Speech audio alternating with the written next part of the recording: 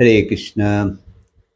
সেই ভগবানকে সঙ্গে নিয়ে ভাগবত কথা কিছু বলবার চেষ্টা করছি।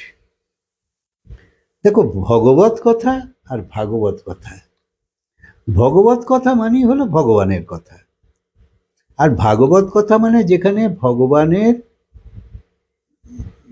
মানে প্রিয়রা শিষ্যরাও আছে, অর্থাৎ তারা অনুগামীরা, অর্থাৎ ভগবানের ভক্ত যারা, তাই ভক্তদের মহিমাও এখানে আছে। এই হিসেবে এটা ভাগবত কথা। যেমন এই ভাগবত কথাতে আছে ধ্রুব আছে, প্রহ্লাদ আছে,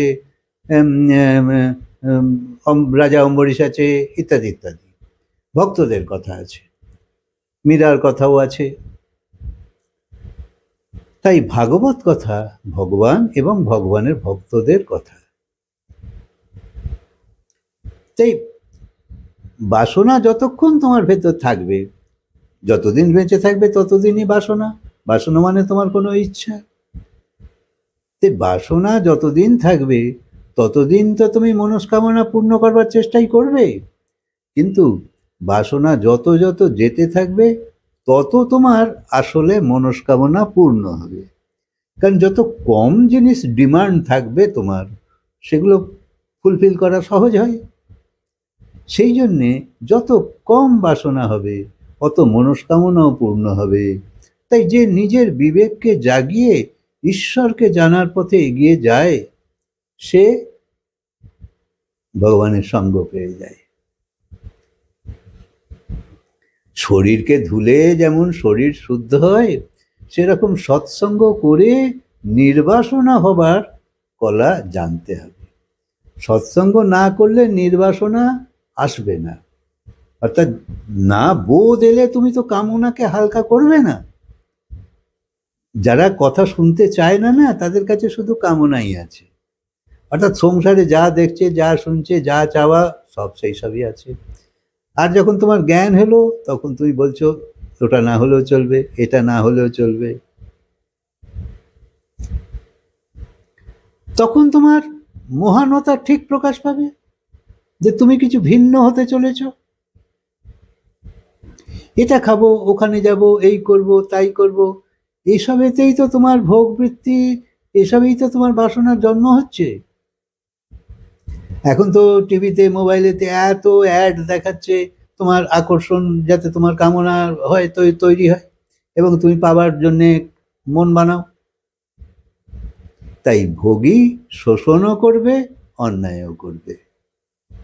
অকারণ সংগ্রহ বৃত্তির লোভ থাকলে অন্যায় করবেই। পতিভোগী হলে পত্নীর শরীরকে শোষণ করবে, ইত্যাদি ইত্যাদি।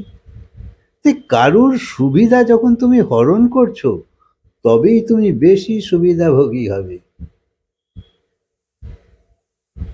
যত সুবিধাভোগী হবে ততই ভেতর থেকে অসুখী হবে আর অসুবিধায় থাকবে। যত সুবিধাভোগী হবে তখন জলও তোমাকে চেয়ে খেতে হচ্ছে। আর যদি বলে যে একটু দেরি আছে, দাঁড়াও দিচ্ছি, তোমার ক্ষিপ্ততা এসে যাবে, কারণ তুমি সুবিধাভোগী। তাই পরের মুখাপেক্ষী হবে, তাই অসুবিধাও তোমার বাড়বে। তাই পরমানন্দ প্রাপ্তির জন্যে যদি এগিয়ে পড়ো, সেটাই তোমার মহানতার প্রকাশ। যাতে লৌকিক প্রয়োজন তোমার কমে যায়। এখানেই তো বৈরাগ্য কি?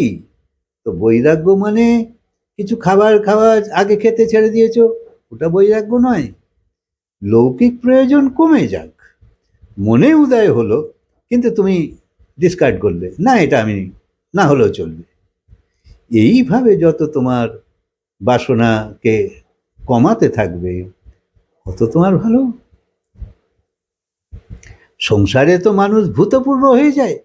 আজকে তুমি যাই হও না কেন, রাষ্ট্রপতি হলেও তো কিছুদিন পরে তুমি ভূতপূর্ব।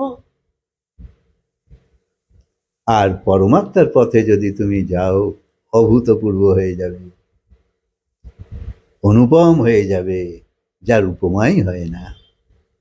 যদি মান পাবার ইচ্ছে না থাকে, তাহলে তো তোমাকে কেউ দুঃখী করতে পারবে না। আর মান পাওয়া বা মানকে রক্ষা করবার চেষ্টাতেই তো তোমার অর্ধেক চলে যায় সময়।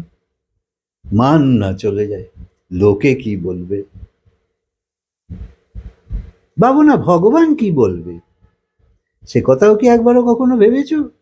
লোকে কি বলবে বলে তো তুমি কত রকম চলছো, ঠিক আছে, সমাজে দরকার আছে, আচ্ছা, কিন্তু অনেক কাজ এমনও আছে যখন তোমার যদি মনে আসে যে ভগবান কি বলবে, তাহলে তুমি ব্রেক লাগাতে পারবে?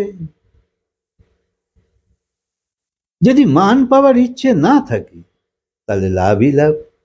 তাই যে কিছুই চায় না অথচ কর্তব্য কর্ম করে, সে সদার সম্মানই থাকে। যার কোনো চাওয়া নেই সেই তো আসল বাদশা হয়। যতক্ষণ তোমার চাওয়া আছে, কামনা আছে, হাত পেতে আছো, তুমি বাদশা কোথায়? তাই সংসার থেকে মান না চাইলে তোমার আনন্দ কখনো কমবে না। তাই সংসার থেকে মান চাওয়া ছেড়ে দাও, যে যা বলবে বলবে, কি হয়েছে, কতই তো শুনেছো। আর অবিবেকতা যদি নিয়েই থাকো তাহলে তোমার নিজের বাস্তবিক যে স্বরূপ তার প্রকাশ কোনো দিন হবে না। তুমি তাহলে ঠকেই যাবে, সামান্য একজন মানুষ হয়ে আর এই 84 লক্ষ শরীরে ঘুরপাকি খেতে থাকবে। কোথায় তোমার বিশেষতা বলো? তুমি কি থেকে কি হয়ে যাবে এবার ভাবো। তা তোমার বিশেষতা হলো তুমি এখন মানুষ কত বিশেষভাবে চলাফেরা করছো যে আমি কি না কি, তারপর যদি তোমার শরীর মানুষ শরীর না পাও, তা তোমার বিশেষতা কোথায় রইল? কোথায় মান তোমার রইল? কি রইল? কিছুই রইল না, ধুলোয় মিশে গেল। তাই ভগবানের পথে চলতে চলতে কিছু করবার পর যখন সন্তুষ্টতা আসতে থাকে তো জানবে ভগবানও সন্তুষ্ট হয়েছে। কারণ ভগবান যত যত সন্তুষ্ট হতে থাকে সেই তরঙ্গ তোমার ভেতর প্রবেশ করে, আর তোমার আশপাশের মানুষও, তোমার সান্নিধ্যে যারা আসবে তারাও আনন্দ অনুভব করবে, তারাও সুস্থতা অনুভব করবে। তাই এমনভাবে করো যাতে অপরের মনে হয় যে তুমি কিছু আলাদা।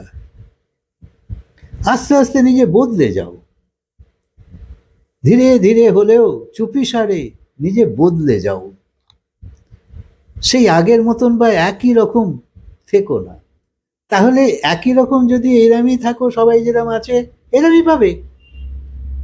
আবার সবাই যেমন নানা কষ্ট ভোগ করে শেষে মরে গেল, তারপরে তা খালি ছবি হয়ে রয়ে গেল, কোনো মূল্য নেই। তো সেরাম হয়ে গিয়ে বা তোমার কি লাভ? কিন্তু থাকতে থাকতে যদি নিজের বিবেক জাগিয়ে এই অবস্থা থেকে ভিন্ন একটা অবস্থায় সরে যেতে থাকো, তুমি মহান হয়ে যাবে। তাই কঠিন কাজ এটা নয় যে কেউ করতে পারে না, বহু বহু করেছে, অনেক মহাপুরুষরা অনেক উঁচুতে উঠেছে, কত শ্রেষ্ঠতা প্রাপ্ত করেছে। তাই তুমিও সেরকম মজা পেতে পারো। তোমার হাব ভাব, তোমার ওঠা বসা সবই তখন সন্তুষ্টি হয়ে যাবে। তখন তুমি অপরের মনেও স্থান পেতে থাকবে। মানুষকে এরকম হয়, যেমন গুরুকে এত পছন্দ হয় সবাই, কারণ গুরু বিশেষ কিছু হয়ে গেছে, সে নিজেকে সেইভাবে গঠন এমন করেছে যে তার সব চাওয়া চলে গেছে, শুধু সেবাই আছে, সহজেই সবাইয়ের মনে বসে আছে। তাই জীবনযাত্রা একসঙ্গে থাকলেও আমাদের মধ্যে তো মধুরতা নেই। আছে সবাই, সবাই কিরকম আলাদা আলাদা, অসন্তুষ্ট, কিরকম একটা নিরাশা হতাশা ভেতরে চলছে তরঙ্গ। এরম জীবনই তো চলছে, বাইরে যাই দেখাই সেটা তো আলাদা রূপ একটা। তাই তোমার মধ্যে যত যত অমৃত আসতে শুরু করবে, তোমার মধুরতা তো ভেতরে আপনা আপনিই তৈরি হতে থাকবে। তাই জীবনে যা কিছু পেয়ে যাও, তখন তোমার মনে হবে যে জীবনে আরো কিছু পাওয়ার বাকি আছে, আরো কিছু পেতে হবে। যত সুন্দর দৃশ্যই দেখো না কেন, মনে হবে এর থেকেও তো বেশি সুন্দর নিশ্চয়ই আছে।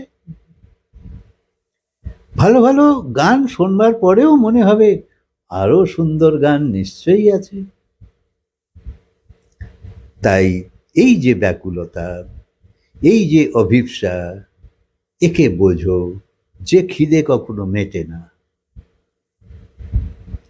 কারণ মানুষ এমন পূর্ণ শান্তি চায় যা কখনো শেষ না হয়ে যায়। সেই রকম,